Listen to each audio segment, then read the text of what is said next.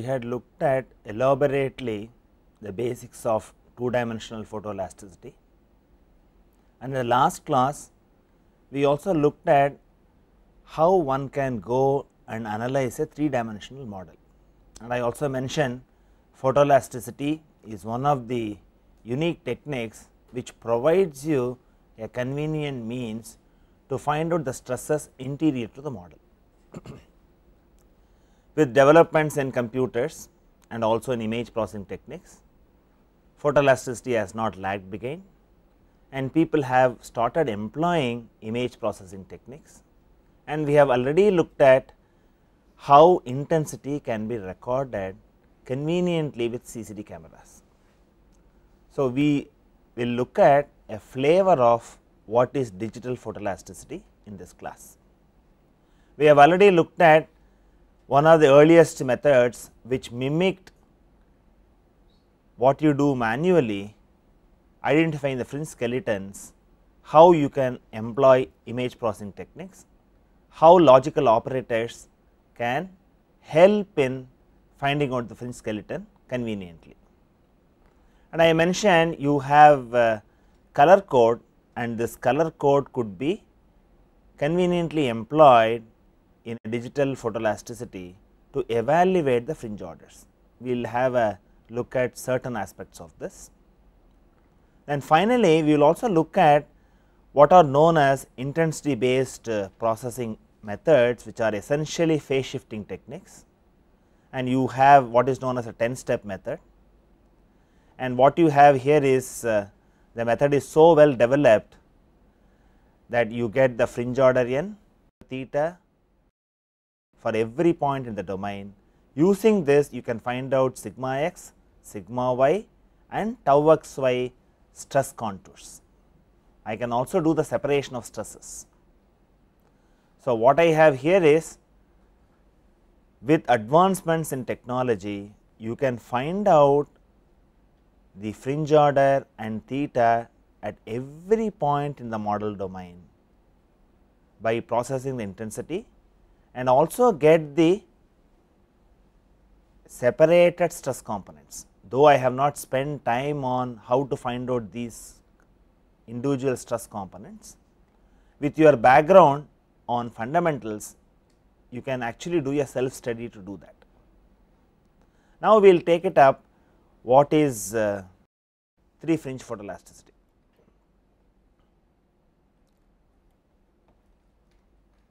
And we have seen in conventional photoelasticity, the color code is used to identify the fringe gradient direction and also to assign the total fringe order approximately. This has been the focus in conventional photoelasticity. With the advent of color image processing hardware, this approach is easily implementable in digital domain, where I can get the fringe orders accurately. And what you have here is the problem of internal cracks from a pressurized cylinder. A color image can be thought of as assembly of a red plane image, green plane image and a blue plane image. So, any color image can be thought of as assembly of red, green and blue. And what you will also notice is, here the problem is so selected that this is the crack, and near the crack you have fringe order close to 3. We do not have fringe orders beyond 3 in the entire field. And what is the methodology? The methodology is as follows. So, you aim at use of the color code in a quantitative sense, that is the focus. We have looked at color code more from identifying the fringe gradient direction. With the digital hardware, it is possible to get the fringe orders in a quantitative manner with the color code. And why we call it as 3 fringe photoelasticity? Colors beyond fringe order 3 merge, the distinction becomes difficult, and hence the technique is known as 3 fringe photoelasticity. We abbreviate this as TFP, and you also have another name to it, because I use the R, G and B values of a color image. It is also termed as RGB photoelasticity. So, essentially you use the RGB values to identify the fringe orders in a quantitative sense.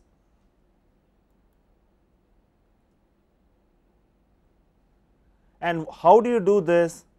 You have a detailed calibration table containing RGB values associated with known fringe orders are prepared.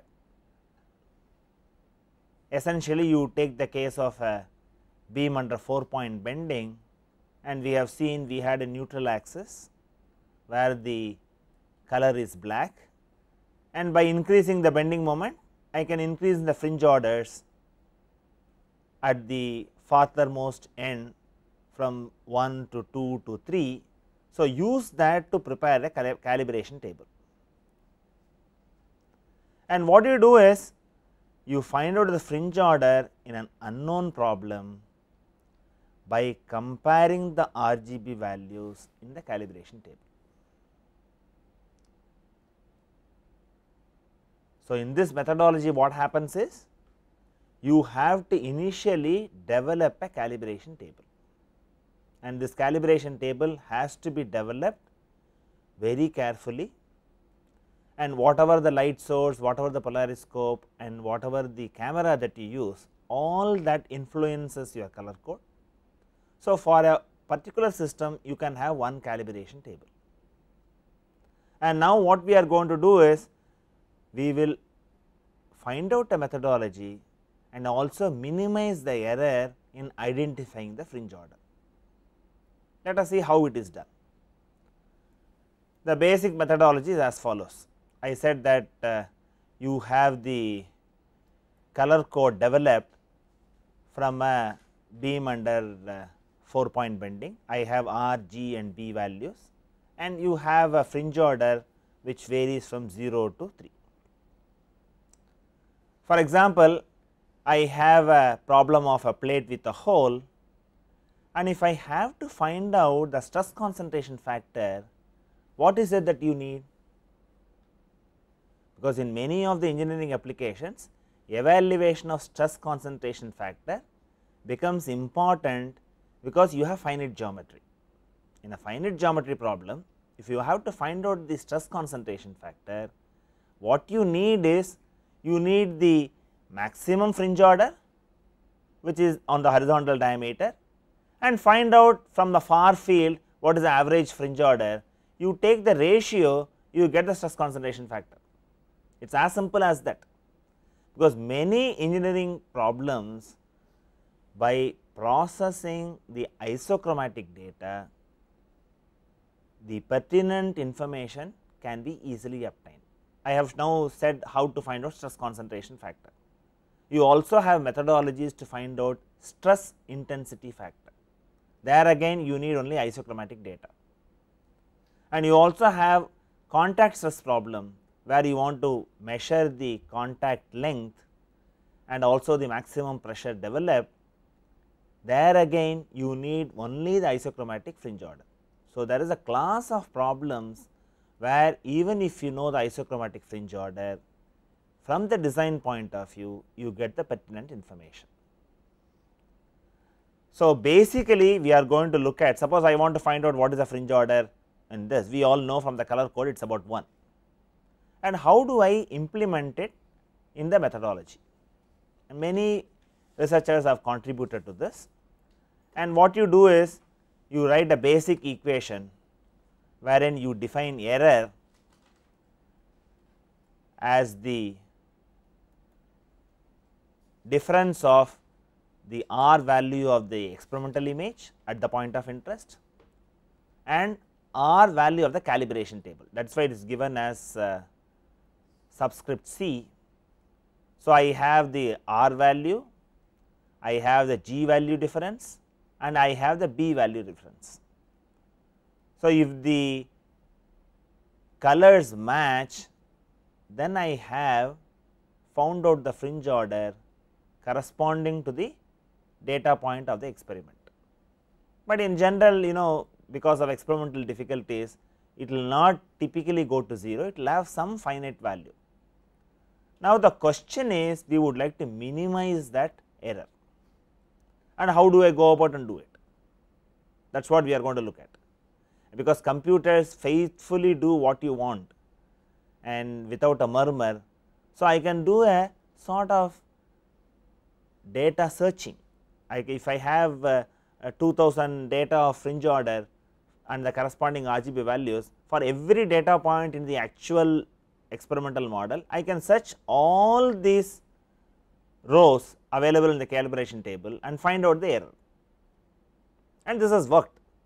And people also have identified what are the error sources, and to correct the error sources they have also come out with methodologies. If you look at TFP, it had taken almost 2 decades to mature to this level, whatever the issues. In fact, I am skipping some of the mathematics, the focus is to give a flavor. So, what you have here is the data and the calibration table is searched sequentially. So, that is what is illustrated here. I have a yellow bar which moves row by row, and every time you calculate the error E. And I was wanting to find out what is the fringe order here. So, when I reach fringe order 1, the error is a minimum, and from that you find out what is the fringe order. So, you look at that row, you match the RGB values of the calibration table with the experimental data point, and from that row find out what is the fringe order and label the fringe order. And this is easily said, but there are also error sources. We look at what are the error sources and how this can be corrected. See, what you have here is, I have the disk under diametral compression, only 1/4 of the disk is shown, and this is the color image I have recorded.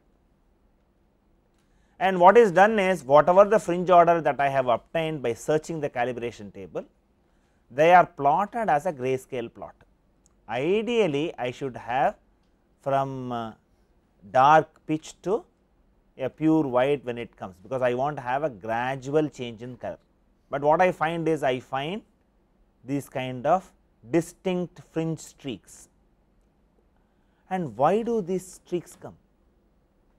Because I am only matching the color information, there could be erroneous identification of the color because of experimental difficulties. See, if you have a fringe order varies from 0, 1, 2, 3, you will essentially see the RGB colors are oscillating, it will be like a sinusoidal curve. So, there could be repetition with slight changes that may not be detected correctly by your experimental approach. So, we need to identify what is the source and also develop a methodology what way it can be corrected. So, only color code matching alone will not be sufficient, we need to bring in additional parameter. Let us first understand the error.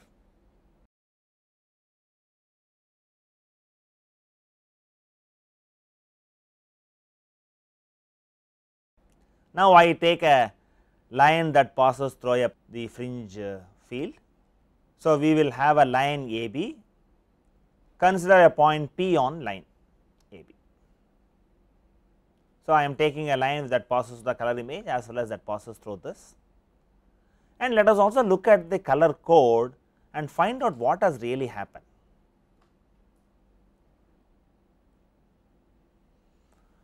So, what I have here is, if I look at the error, which I do it for all the data points in the calibration table, and the error is like this. So, I have minima here, and this is will not be confusing, but there could be a confusion between R and Q. So, we will have to find out whether to choose Q or R. because the way we want to find out the minimum error, and these two errors are comparable, and this is where the problem comes. If I depend only on the color, then I will have to be careful.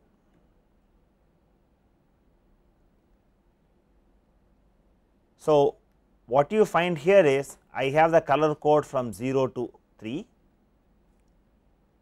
and what has happened is the fringe order at the point Q is 0.54. Instead, it has identified a repetition in color and identified the fringe order as 1.56. So, there is a sudden jump because I have difficulty in the color code matching, because you find in this zone there could be a repetition of color at certain locations. So, this is a source of error and this needs to be corrected. The procedure has returned a value of 1.56 because it only finds out the minimum error.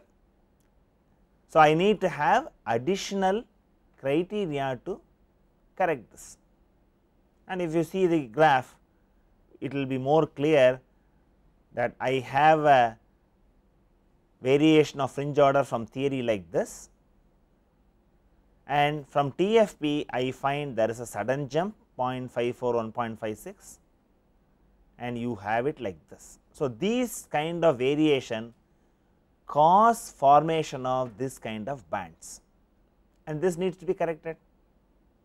And here you have the Q.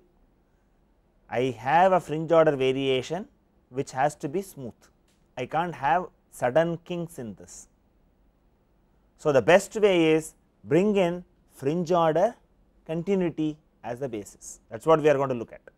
We will bring in fringe order continuity as a criteria to identify in addition to color matching.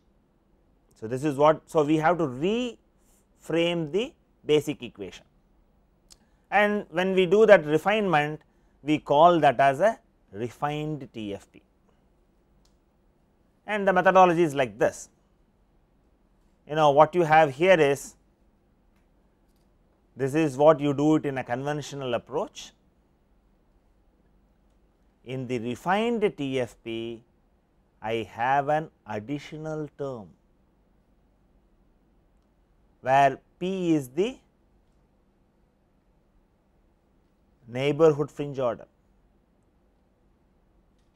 and I bring in a fringe order continuity term in my error identification, because we have seen only looking at color there could be error, and we need to bring in fringe order continuity, and if I bring in fringe order continuity, the whole procedure improves substantially, and you have a parameter k which needs to be determined based on the particular problem on hand. So, there is a variation is reported and it is a problem dependent value. So, by using this and selecting it appropriately, you can find out, and that is what is illustrated next.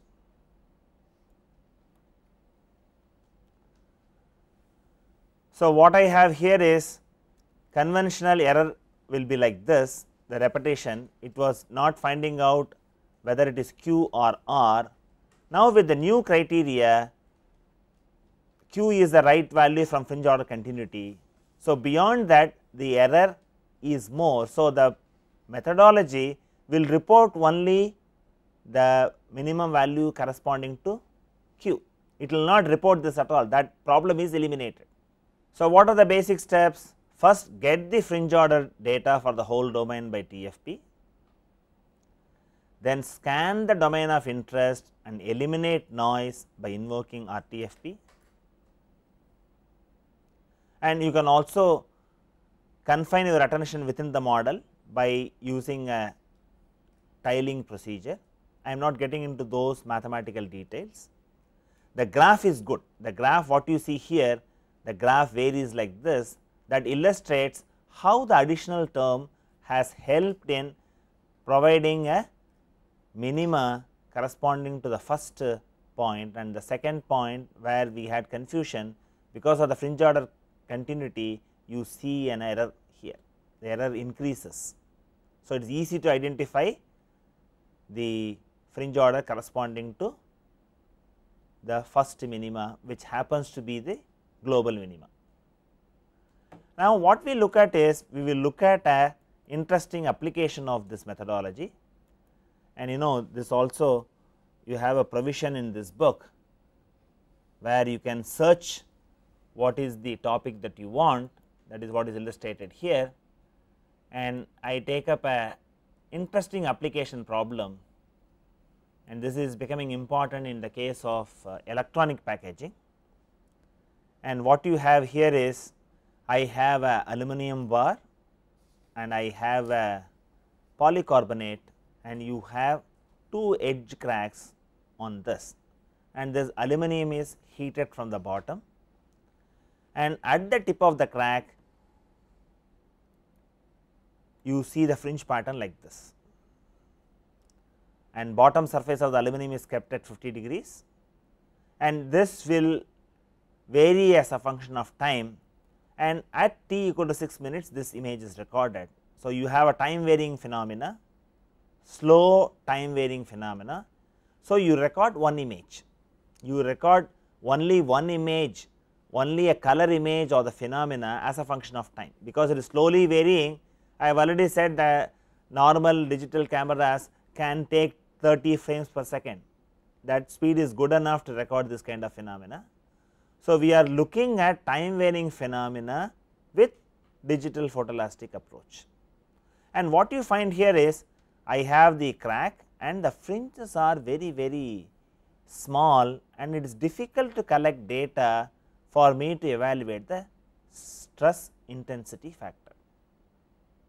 And what you will see now is how you are in a position to extract pertinent data by employing 3 fringe photoelasticity. And there are many developments that have taken place. See, what you have is, I said whatever the color code is a function of the light source, function of the specimen material and the camera. So, you will always find the application specimen by which you make the model may have a slight tint variation compared to the calibration specimen. Ideally, you should use the application specimen and then develop a calibration table, which will make your methodology very cumbersome. So, people also have developed, in fact, me and my students have developed what are known as color adaptation techniques. My students Madhu and Neeti Simon have developed interesting methodologies, and you can do a color adaptation technique, and the total fringe order from TFP is like this, which is improved by RTFP, and finally, from this you have the fringe patterns extracted from the whole field, and you find there is lot of data near the crack tip.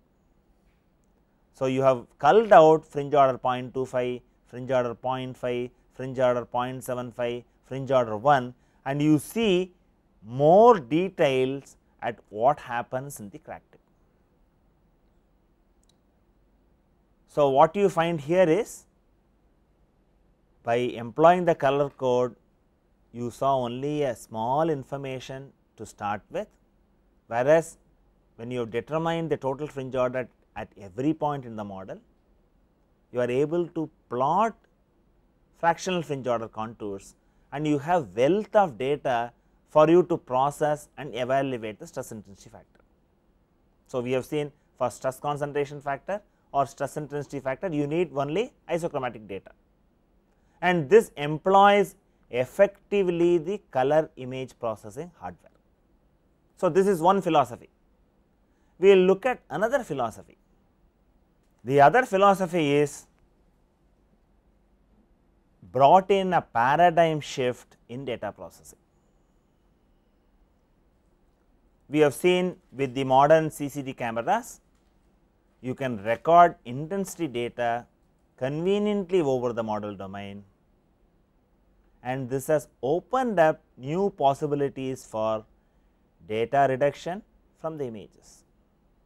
Our focus is to get isochromatic and isoclinic values,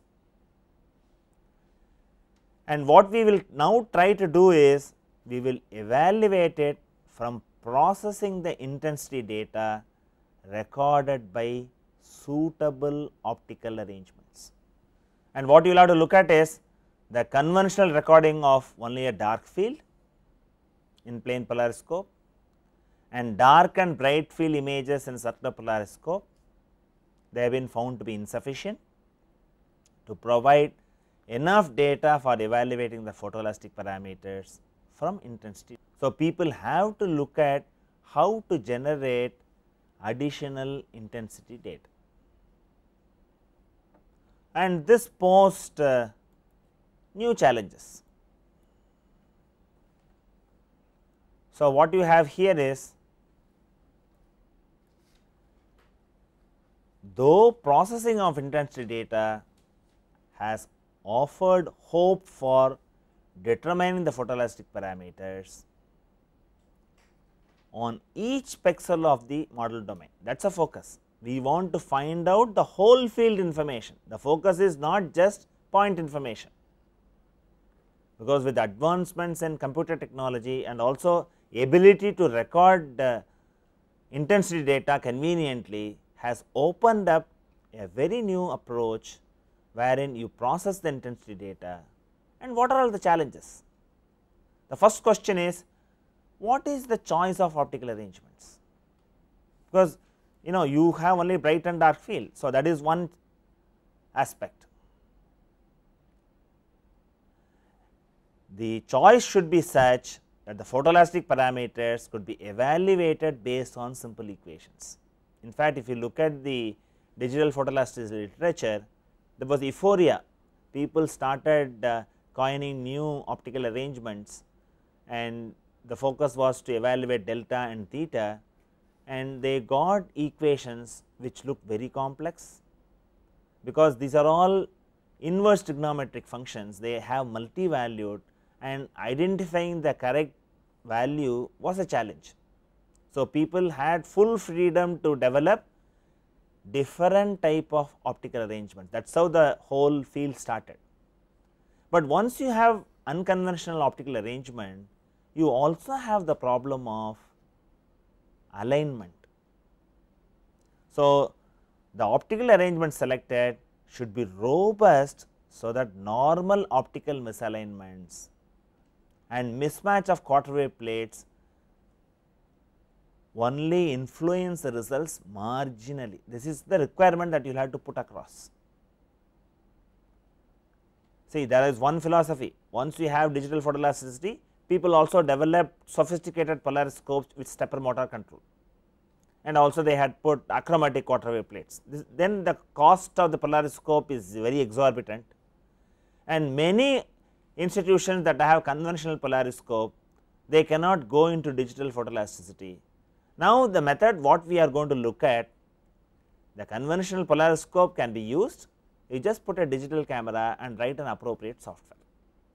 The technique has matured. Initially, people looked at all directions, find out what optical arrangement that they will have to choose, and they were unconventional.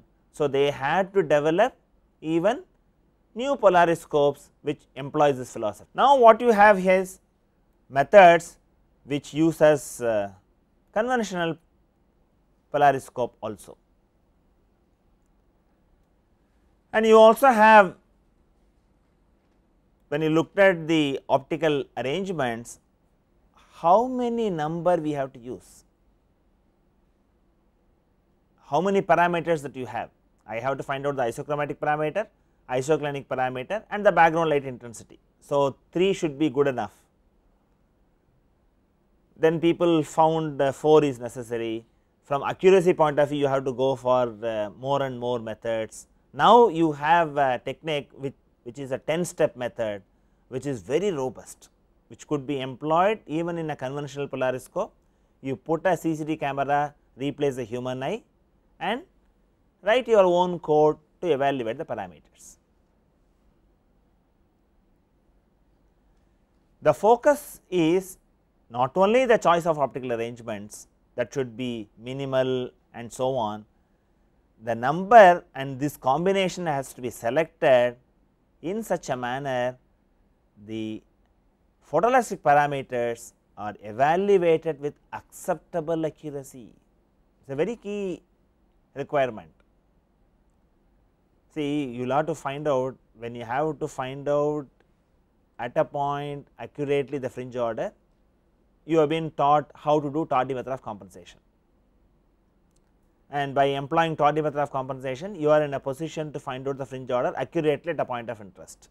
Now, what we are saying is you must be able to develop that level of accuracy at every point in the model domain. This is really a big question to ask. We are really putting across a stringent requirement, and how this has been achieved, we will have a look at it. And we will have an overview of what is digital photoelasticity.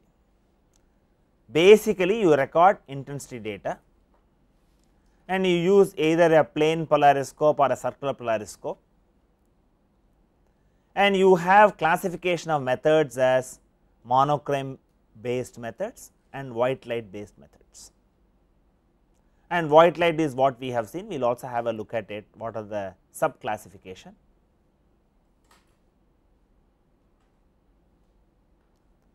In the literature you will find there are phase shifting techniques, there are polarization stepping techniques, there are load stepping techniques, and there are also wavelength stepping techniques. And these can be further classified as, we have looked at already what is 3 fringe photoelasticity. And when I look at any of this phase shifting, polarization stepping, they all will have, we have already noted, each researcher came up with particular optical arrangement and how many steps that he has to use. So, you have 4 step methods, you have 6 step methods, and you also have 10 step methods. And if you look at the literature, I said isochromatic evaluation is very, very important. So, initial focus was on methodologies to get isochromatics. Only when people looked at we also need isoclinics, people found out that they need more optical arrangements to get this precisely. So, if you look at TFP, it gives you only total fringe order of the isochromatics, it does not give you isoclinic. But if I go for stress separation, I need isochromatics as well as isoclinic evaluation. So, these were possible from 4, 6 or 10 step, but as I mentioned, the accuracy depends on what is the optical arrangement and what is the sequence that they use. And if you look at TFP, it provides you complete information on a single exposure. So, that is what I showed.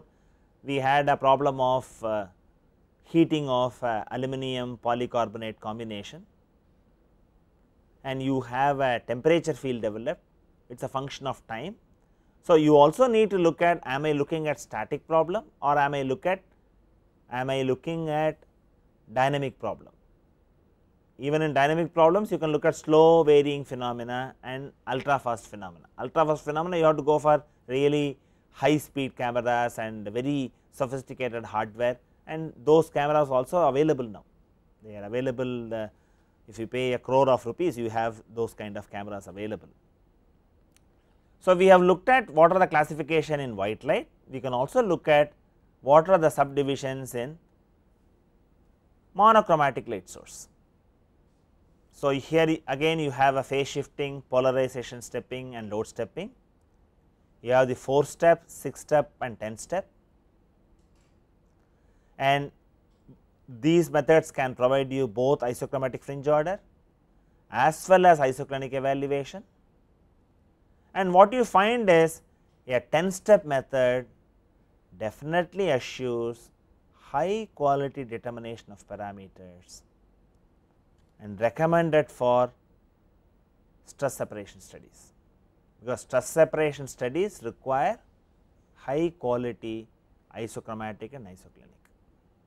And let us look at what are all the features of the 10 step method.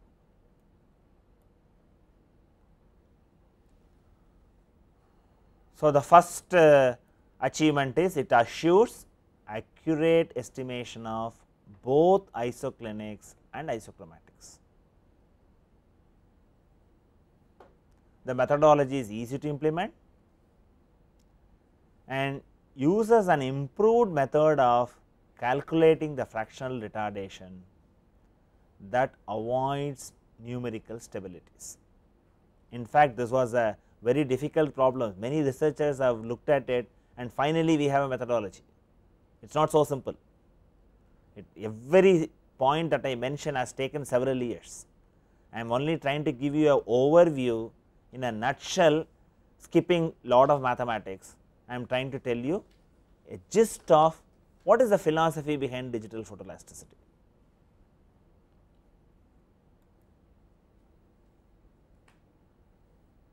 And it also provides a simple approach in resolving the sign of the fractional retardation over the model domain, because I have said that this was one of the burning problem, and in the case of tardy method of compensation, you are able to get the sign of the fractional retardation by looking at whether a higher fringe order has moved to the point of interest or a lower fringe order moved to the point of interest. You had that heuristic information. That heuristic information is no longer there in digital photoelasticity, and this has been solved in a 10-step method very comfortably. The method is robust and quite insensitive to usual optical misalignments and mismatch of quarter wave plate. This is also very important. If you say that method demands very high precision movement of optical elements, then you need to go for a sophisticated stepper motor controlled polariscope, where you are able to precisely align the optical elements. Whereas, we have seen compared to all other optical methods, photoelasticity was robust all along. That was one of its strong points, and we should not take away that strong point by putting lot of restriction on the very precise optical alignment. Nevertheless, you should try to align it as accurately as possible, but it should accommodate common variations that you come across. And if you look at the 4-step and 6-step methods, they are subsets to this 10-step method. They are not different. If I know the 10-step method, I can know what is a 4-step method as well as a 6-step method. And let us look at the summary of optical arrangements.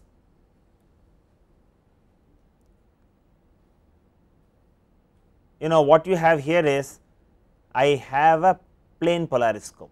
The difference here is, I keep the polarizer and analyzer at angles alpha and beta. And we have found that if you want to find out isoclinics, you need to use a plane polariscope to evaluate the isoclinics. So, the first 4 steps of the 10-step method, essentially a plane polariscope. You keep the polarizer analyzer combination crossed. So, when I say pi by 2 0, when I say 5 pi by 8 pi by 8, they are crossed positions. So, I take 4 of them, and we will go one after another. You may not be in a position to write the intensity equation, just observe the philosophy behind it. And what we will see is, for each of this optical arrangement, you will have a fringe pattern different. So, we will go one after another. So, this is the nothing but the I keep the analyzer 0, beta is 0, and alpha is pi by 2, that is the polarizer is pi by 2. This is nothing but your 0 degree isoclinic. That is what you see here. Then I go to the next arrangement. I have 5 pi by 8 isoclinic, and then I go to pi by 4 isoclinic, then I go to 3 pi by 8 isoclinic. So, what people found is, if you have to find out isoclinic over the domain, just record 4 isoclinic values and you have the equation to find out what is the isoclinic value at every point in the domain. Very intelligent. In fact, this was developed long time back, but people looked at it only later, that a simple plane polariscope gives you accurate values. but there are also difficulties. Isoclinics are not defined on isochromatic skeleton. So, this was a burning problem. That is the reason why people went in for wavelength stepping. Instead of doing it in a monochromal light source, if you do it with a white light source, you get isoclinics with better accuracy. So, you have a 10-step method with the monochromal light source, you also have a 10-step method with white light source that we have been looking at. Then the next 6 arrangements are from a circular polariscope. The intensity equation is appearing slightly differently, but if you look at this, this is nothing but your conventional bright field arrangement. If you look at this, I will have the quarter wave plate introduced, and the slow axis of the first quarter wave plate is labeled as zeta, and the slow axis of the second quarter wave plate is labeled as eta. And if you look at zeta and eta, they are again crossed. I had mentioned crossed optical arrangements of the quarter wave plates minimizes the error due to mismatch. So, this knowledge of conventional photoelasticity is also useful in digital photoelasticity. And I also mentioned, by changing the handedness of the input light ellipse, they were able to minimize the quarter wave plate error. All this is incorporated in the 10-step method. If you look at this, the first 4 arrangements, I have zeta as 3 pi by 4, the last 2 arrangements I have this as pi by 4. So, the handedness of the input light ellipse changes. It is a circular polarized light, we impinge. The first 4 positions the handedness is 1, the last 2 positions handedness is different. All this is done to minimize the mismatch of quarter wave plates. And let us look at the second arrangement in the circular polariscope. This is your conventional dark field. So, in a normal polariscope, in conventional method, we will only record the dark field or a bright field. We will not record any other patterns, because we are tuned only to looking at fringe pattern. Here you are recording only intensity data, and the focus here is I need to get these intensity equation in a form which is convenient for me to evaluate theta and delta. That is the focus. So, if you look at the other arrangements, you will see unconventional patterns. The interpretation of these fringes as physical information is not possible. They are only representing intensity data. I have let us say 8th arrangement like this, 9th arrangement like this, and 10th arrangement. So, what is important here is I record 4 images in a plane polariscope, I record 6 images in a circular polariscope, and I essentially record 10 images, and I get the intensity data which I intelligently process to get the isochromatic and isoclinic. Let us look at the expression. The isoclinic is determined as theta c equal to 1 by 4 of tan inverse I 4 minus I 2 divided by I 3 minus I 1. And what you need to do is, as soon as I get this, the recommendation is unwrap this theta in the range minus pi by 2 to plus pi by 2, because I had said that identifying the sign of the fractional fringe order was very important, and that is very easily sorted out when you unwrap theta in the range minus pi by 2 to plus pi by 2 and use the theta to find out the fractional retardation. We have seen when I go to compensation technique, though my interest is to find out only the fractional retardation, I need to find out theta, then only go to delta. The same approach exists in digital photoelasticity also. So, I have the expression for delta is given, and this is given as delta c equal to tan inverse I 9 minus I 7 sin 2 theta plus I 8 minus I 10 cos 2 theta divided by I 5 minus I 6.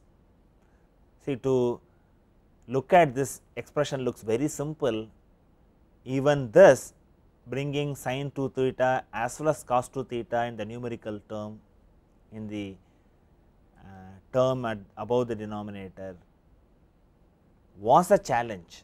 People have looked at it, that it should not the modulation should be high.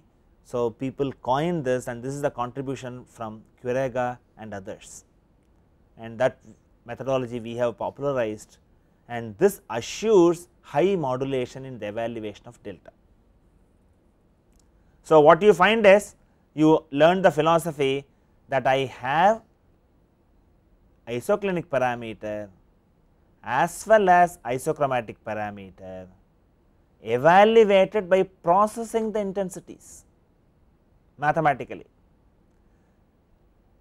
That is the strong point and the unique approach in phase shifting methodologies. Now, the question is, yes, I get the fractional fringe order, how do I get the total fringe order? I have to do a process called phase unwrapping. All these are very interesting developments. I will just show one more aspect. See, you have what are known as phase maps, that is what is plotted in digital photoelasticity, and these are different from conventional fringe patterns. We have spent quite some time on looking at the fringe pattern of a ring under diametral compression. This is not a fringe pattern, but it is a phase map, and what you see here, I have black, white, and then white goes to black, and then it from white it goes to black. You do not have a fringe like situation. Now, I will superimpose the fringe and see the difference. You see the fringe pattern? You see the fringe pattern here. Fringe pattern has a variation, it has a maximum intensity, then comes down to lower intensity, it goes in a oscillator cycle, whereas this phase map goes as a step change, sawtooth type of waveform. And we also know from our conventional photoelasticity, I have isotropic point, singular point, sink, source, and so on. And what you find here is a very interesting aspect. You see in this zone, and you see a borderline here, and there is a sudden change in the way the intensity changes. I can just show this, this is one of the important aspects. I have intensity variation in one fashion here, I have intensity variation in another fashion here. And this was a burning problem in digital photoelasticity, and this change comes because the fractional fringe order sign changes, and this is also related to whether I find out sigma 1 direction uniquely on the domain, or you have sigma 2 direction in some portions, sigma 1 direction in some portion, whether this was contributing to it. In fact, our group has identified that if you find out the principal stress direction of one or the principal stresses consistently, you do not have the problem of these kind of distinct zones, and this is also labeled as ambiguity, and this was resolved by having determined the isoclinic value for a particular principal stress. It could be maximum or minimum, that does not make a difference, but it should be consistent on the entire domain, and that was achieved in the 10 step method. And all these are new, it took considerable time for researchers to understand their various features. And what I have shown is the phase maps contain unresolved zones, these were labeled as ambiguous zones, and for you to resolve this, you need to find out theta for a particular principal stress consistently over the domain. So, now you have the flavor. In digital photoelasticity, you process intensity, then you should not immediately think, oh, I have a CCD camera, I collect the intensity and process it and get the answer immediately. It is not as simple as that. In fact, there were several subtle issues, and researchers across the world have spent time and tried to evaluate it. Only now the methodology has stabilized. Now we can confidently find out isochromatic as well as isoclinic with sufficient accuracy for you to even do stress separation studies. So, this has given you a flavor of what is digital photoelasticity. We have looked at a conventional method of global fringe thinning in one of the earlier classes. In this class, we have looked at two aspects. One uses the color code in a quantitative sense. The other methodology is known as phase shifting technique. When I taught tardy method of compensation, I said rotating the analyzer is equivalent to giving a phase step. So, this was the concept that people exploited to arrive at different optical arrangements. Now, the methodology is well developed, so that you have confidence on finding out both isochromatic and isoclinic with sufficient accuracy.